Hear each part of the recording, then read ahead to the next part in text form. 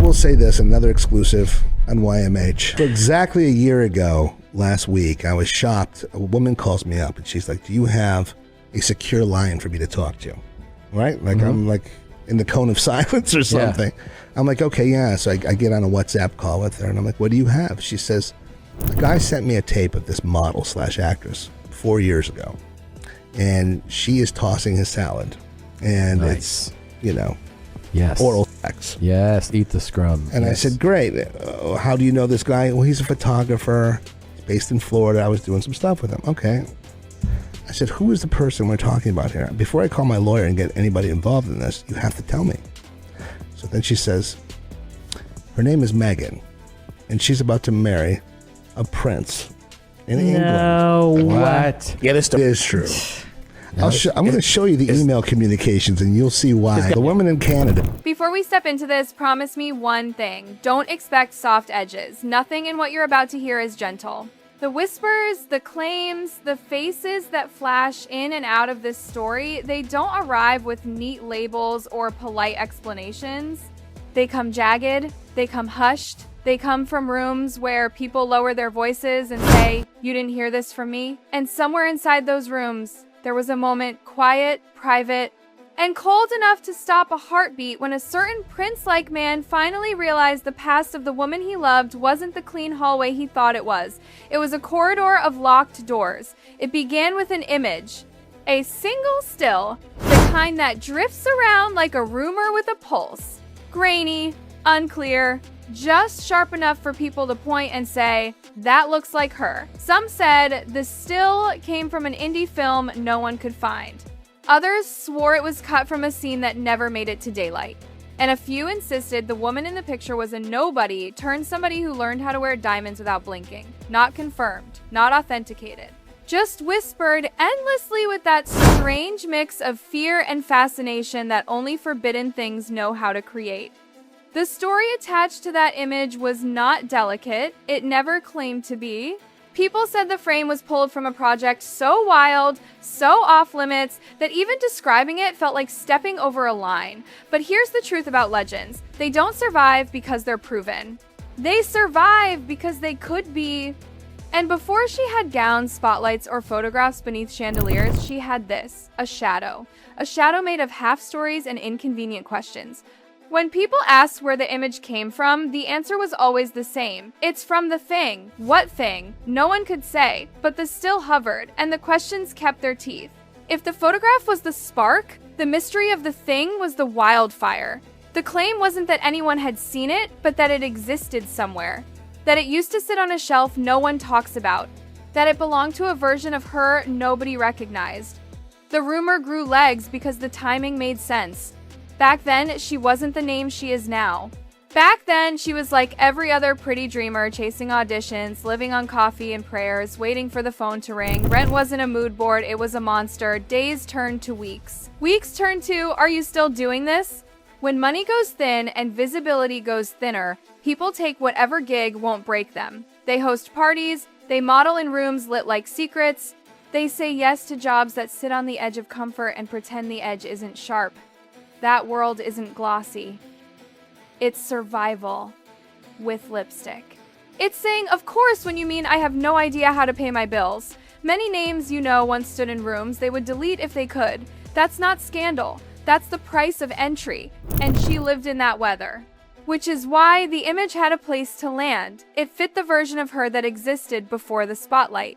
Not confirmed, not clean, but possible. And possibility is all a rumor ever needs. But this is only the first door.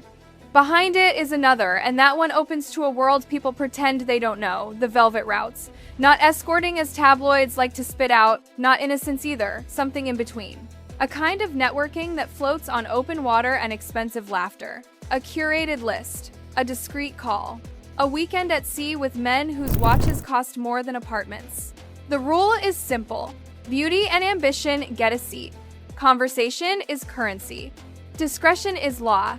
Nothing is written, everything is remembered. Some call it strategic dating. Others call it social climbing with better shoes. The point isn't love. The point is proximity. Power travels in packs, and those packs vacation together. If you're clever, if you're charming, if you know how to read a room without reading a word, those weekends can move you from almost to nearly, from nearly to close enough to touch. She was clever. She was charming. She didn't blink when doors were heavy. And the boat wasn't the destination anyway, it was the bridge. Where did the bridge lead? To the Velvet Circle. That's not its real name, but you know the type. A private club with perfect lighting and terrible secrets. The kind of place that pretends it's about art and conversation, but lives on access and approval. You don't just walk in. You're invited. You're curated. You're understood before you're seen. Deals happen there without anyone ever saying the word deal. Futures change hands over cocktails with names no one can pronounce twice. For the ambitious, the club isn't a lounge. It's a strategy. She understood that quickly. Being in the room wasn't enough. She needed the map. So she learned the map makers. The gatekeepers, the ones who don't appear in photos but decide who does. She made friends with the people who hold the guest list like they're holding a pulse. She moved toward the center with the ease of someone who never pretended to be shy. This wasn't luck, this wasn't accident, it was choreography.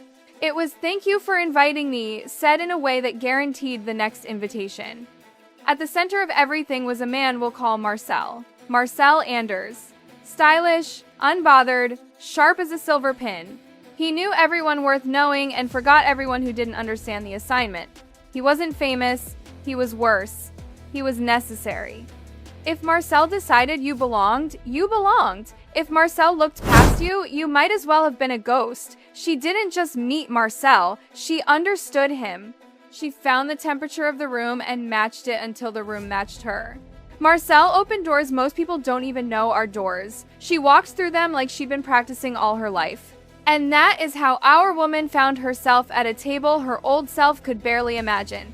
Quiet voices, big shadows, the kind of laughter that never gets loud.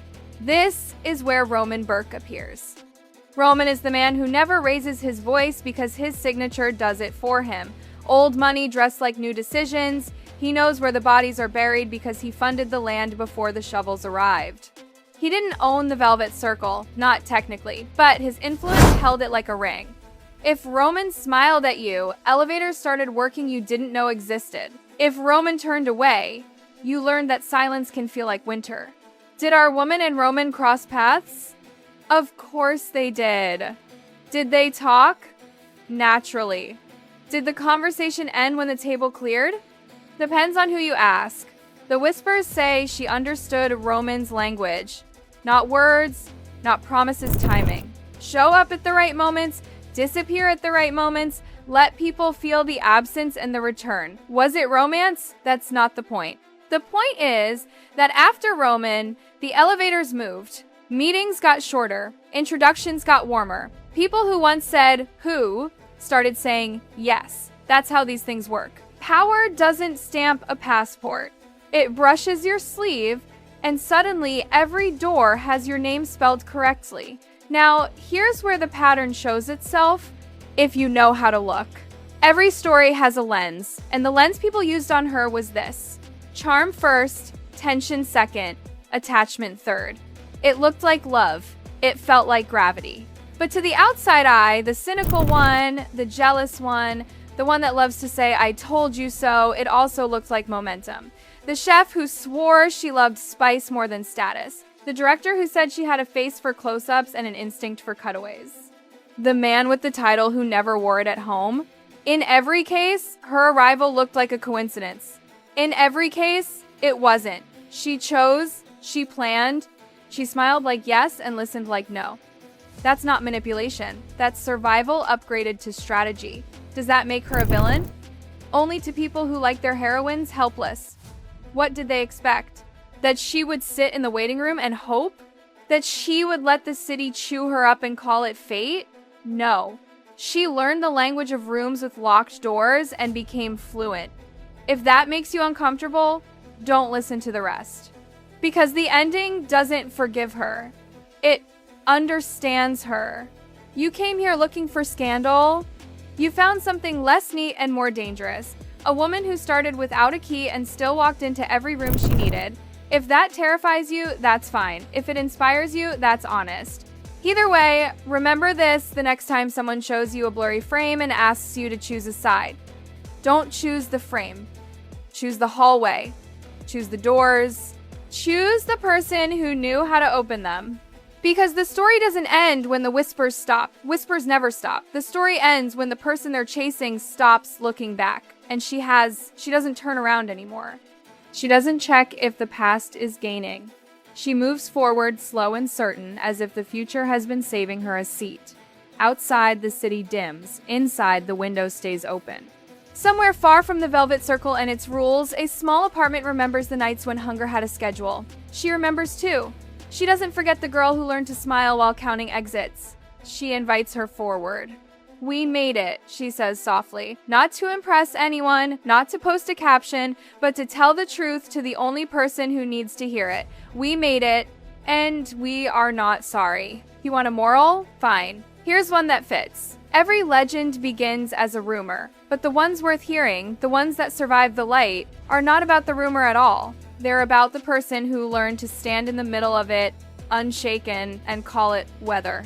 And weather, darling, is survived by those who know when to bring a coat, when to borrow a roof, and when to build their own. So let the Velvet Circle keep spinning. Let Marcel keep smiling like secrets. Let Roman keep blessing rooms with a glance. She'll be there when she wants to be, and gone before you notice she left. The locked doors? She thanks them. They taught her the difference between an invitation and an opportunity. Invitations are handed out. Opportunities are taken. She took hers without breaking anything she couldn't fix. What's next? Something that will make the whispers invent new vocabulary. That's how you know she's still moving.